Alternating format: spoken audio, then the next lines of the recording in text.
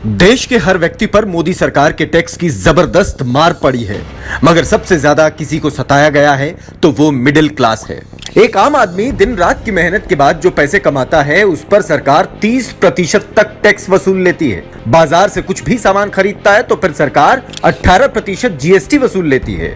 Mobile या कोई महंगा आइटम खरीद लिया तो सरकार 28% जीएसटी वसूलती है। गाड़ी खरीदते ही रोड टैक्स, सड़क पर चलते ही टोल टैक्स वसूलती है। बच्चों को पढ़ाने के लिए टैक्स, इलाज के लिए दवाइयों पर टैक्स। मोदी सरकार हर चीज पर जीएसटी लगाकर आम आदमी की कमाई का बड़ा हिस्सा छीन लेती है।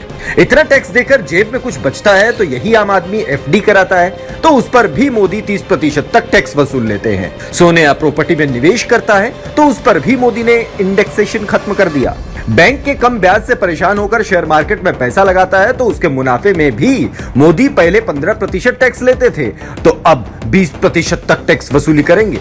मतलब मोदी ने एक आम आदमी को बेहतर जिंदगी जीने का कोई रास्ता नहीं छोड़ा।